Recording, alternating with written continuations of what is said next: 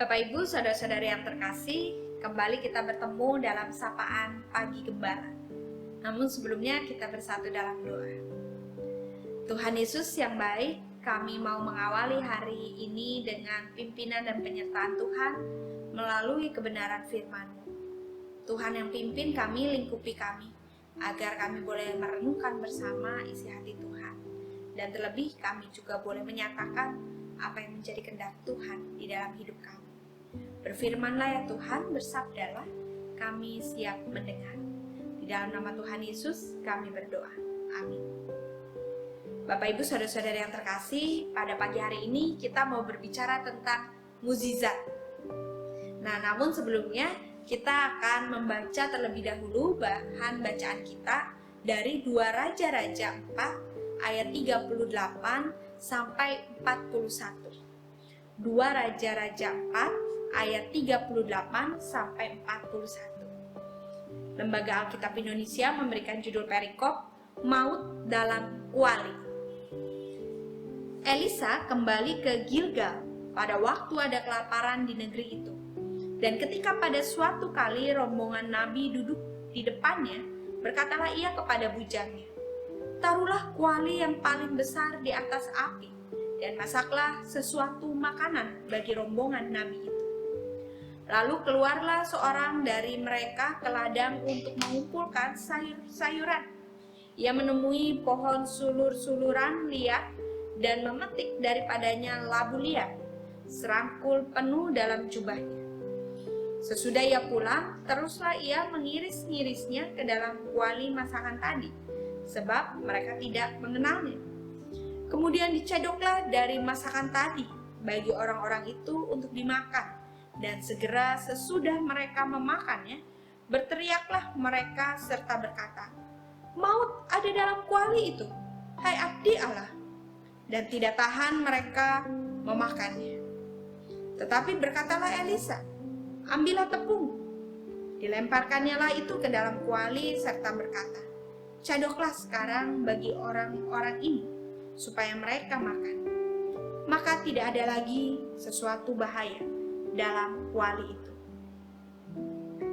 Bapak Ibu saudara-saudari yang terkasih, coba list mukjizat yang pernah terjadi di kitab Perjanjian Lama. Kira-kira mukjizat apa saja sih? Yang pertama, mungkin Bapak Ibu punya jawaban.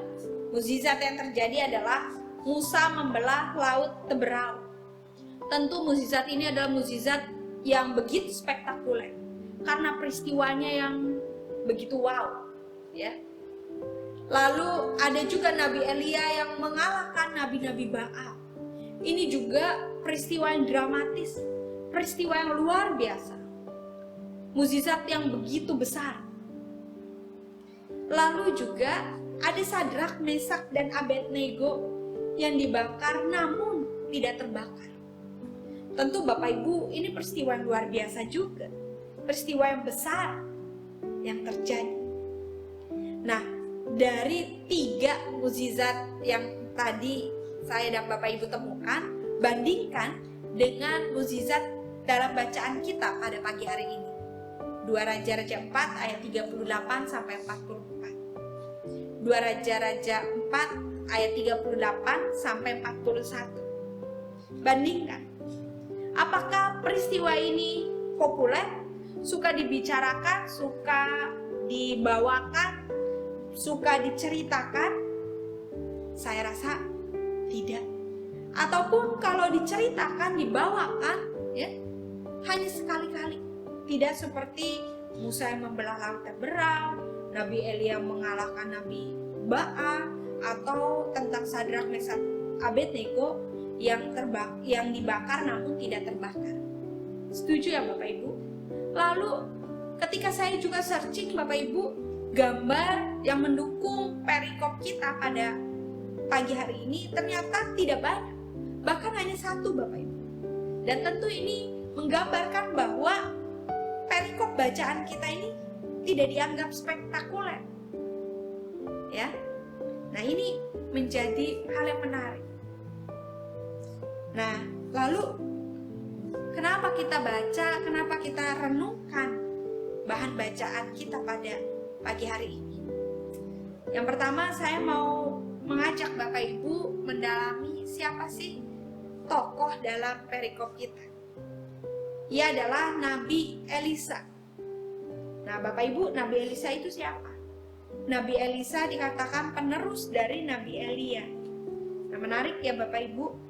Nama Elia itu terkenal, banyak dibicarakan, tetapi penerusnya Nabi Elisa ini tidak sepopuler dengan Nabi Elia. Tidak banyak dibicarakan. Nah, ternyata Nabi Elisa ini adalah nabi yang sederhana. Dia dikenal sebagai seorang nabi yang memang sederhana di dalam tingkah lakunya. Nah, namun di dalam kesederhanaannya Bapak Ibu, saya juga menemukan sesuatu yang luar biasa. Ternyata Nabi Elisa telah mengadakan 14 mukjizat di dalam kehidupannya. Dan Nabi Elia hanya melakukan 7 mukjizat. Padahal di awal kita bisa melihat Nabi Elia itu nabi yang lebih banyak dibicarakan dibanding Nabi Elisa. Ya. Nah, nama Nabi Elisa tidak tenar, hanya disebut dalam 3 kitab. Dalam 1 dan 2 Raja-Raja dan Lukas. Dan mukjizat yang mungkin dibicarakan atau dibawa dalam perenungan ya yang sering kali, yaitu ketika Nabi Elisa menyembuhkan Naaman. Ya, ini bisa dianggap sebagai peristiwa yang populer. Nah, namun Bapak Ibu, dari semuanya itu ya, mukjizat yang tidak cukup banyak dibicarakan atau sosok nabi yang tidak banyak dibicarakan juga karena karakternya yang sederhana, karena kehidupan yang sederhana. Ada hal yang penting, pesan yang luar biasa yang mau disampaikan. Ternyata Tuhan juga berkarya, Tuhan hadir, Tuhan bekerja di dalam peristiwa-peristiwa yang luar biasa. Di tengah kesederhanaannya, di tengah ketidakpopulerannya bahkan, ada mukjizat yang terjadi di dalam keseharian Nabi Elisa. Bahkan di dalam dirinya yang tidak tenar, yang tidak populer. Dan itu semua karena adanya kehadiran Tuhan. Nah, Bapak Ibu, mari kita lihat kesederhanaan atau keseharian dari Nabi Elisa. Kita kembali lihat 2 Raja-Raja 4 ayat 38 sampai 41. Di situ kita bisa melihat bahwa kondisi keadaan di dalam konteks bacaan kita sedang terjadi kelaparan. Adanya bencana kelaparan. Dan Nabi Elisa bersama dengan rombongan para nabi dari Gilgal ternyata butuh makan. Seperti yang kita ketahui, makanan ini menjadi kebutuhan sehari-hari. Dan ketika membutuhkan berarti persoalan sehari-hari, persoalan sederhana. Namun Bapak Ibu, situasi saat itu terbatas. Situasi pada saat itu kelaparan bahkan. Dan di sini kita bisa melihat Nabi Elisa yang sederhana meminta bujangnya mengolah masakan untuk rombongan para nabi. Kita bisa melihat ada kepekaan, ada kepedulian dari Nabi Elisa. Di tengah keterbatasan, ya, situasi yang terbatas karena bencana kelaparan, Nabi Elisa tidak memikirkan dirinya sendiri. Dia melihat ada rombongan para nabi yang membutuhkan makanan. Dan disitulah Allah melihat hatinya. Nah, Bapak Ibu, tidak berhenti di situ saja. Ternyata masalah muncul, di mana saat Nabi Elisa menyuruh bujangnya untuk memasakkan sayur mayur gitu ya, bujangnya mengambil sayur mayur dari bahan liar. Bahan liar ini berarti bukan hasil dari kebun mereka, Bapak Ibu. Dan ternyata bahan liar ini adalah racun yang mematikan.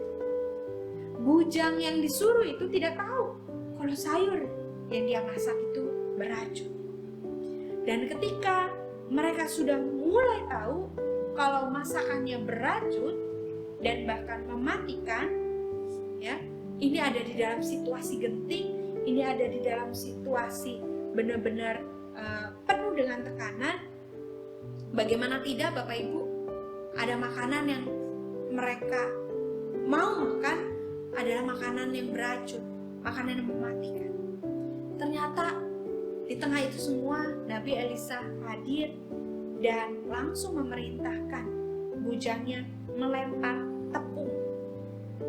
Caranya sangat sederhana, tidak dramatis. Dia meminta bujangnya untuk melemparkan tepung kepada kuali sayur tersebut. Dan Bapak Ibu, setelah itu mukjizat terjadi. Para nabi dan orang-orang yang menyantap makanan sayur di kuali itu terselamatkan dari maut.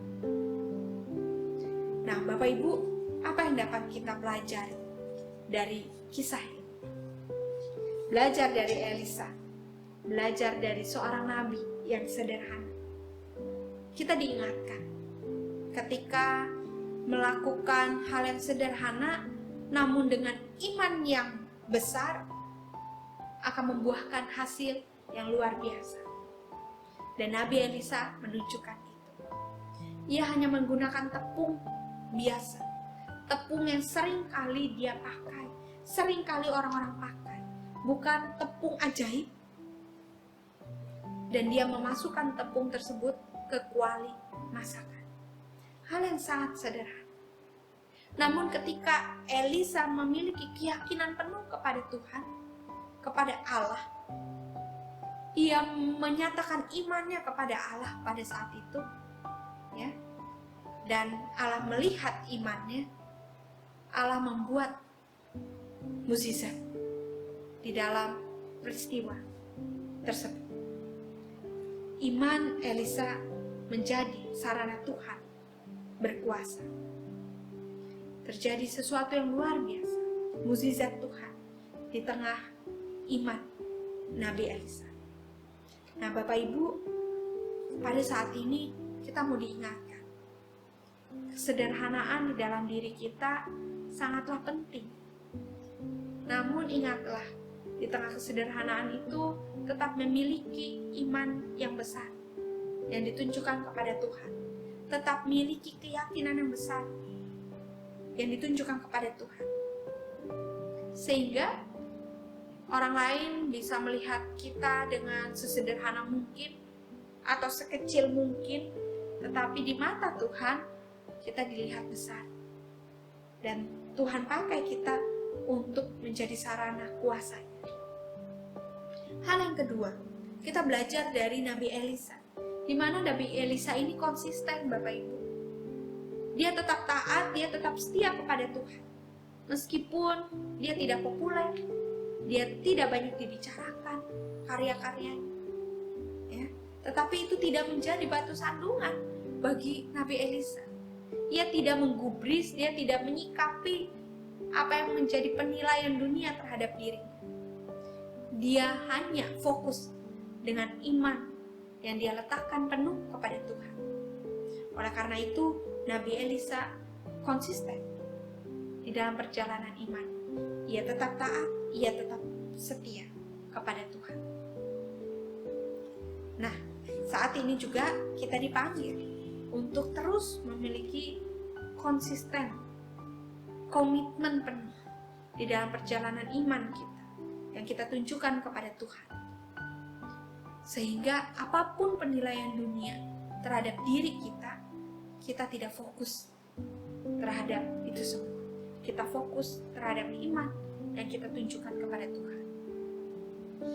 Bapak Ibu, dua hal tersebut, iman yang besar dan komitmen yang ditunjukkan penuh kepada Tuhan, membuat Tuhan Allah mempercayakan Nabi Elisa menjadi sarana untuk menyatakan mukjizat dari Tuhan. Meskipun dia sederhana, meskipun dia dipandang kecil oleh dunia. Oleh karena itu kita mau diingatkan bahwa kejadian-kejadian yang luar biasa, atau seringkali kita bilang mukjizat, tidak harus selalu di dalam peristiwa yang besar, tidak harus selalu di dalam peristiwa-peristiwa yang jauh dalam jangkauan kita. Namun dalam kehidupan kita sendiri sehari-hari, setiap detiknya, setiap menitnya, bahkan setiap jamnya, jadikanlah itu menjadi peristiwa mukjizat yang Tuhan hadirkan. Karena iman yang kita letakkan kepada Tuhan, karena ketaatan dan kesetiaan kita yang kita tunjukkan kepada Tuhan, sehingga kita tetap dapat menikmati peristiwa yang luar biasa yang dari Tuhan, meskipun dari hal yang kecil, dari hal yang sederhana. Dan biarlah ini yang boleh menjadi bekal bagi kehidupan kita selanjutnya, bahwa Tuhan bekerja, berkarya dalam keseharian kita, setiap waktu, setiap nafas kehidupan kita. Tuhan Yesus memampukan kita. Amin. Mari kita bersatu dalam doa. Tuhan Yesus yang baik, kami bersyukur pada saat ini kami diingatkan kembali bagaimana Tuhan hadir, Tuhan berkarya di dalam kehidupan keseharian kami, di dalam kehidupan kesederhanaan kami. Mampukan kami ya Tuhan untuk tetap memiliki iman yang besar yang kami tunjukkan kepada Tuhan, dan ketaatan serta kesetiaan meskipun kami dipandang rendah, kami dipandang kecil oleh dunia, tetapi biarlah itu bukan menjadi fokus kami. Yang menjadi fokus kami hanya kemuliaan Tuhan. Dan kami yakin, kami percaya Tuhan mampukan kami. Tuhan, kami mau serahkan keseharian kami, kesederhanaan kami, hanya di dalam kuasa dan kasih Tuhan.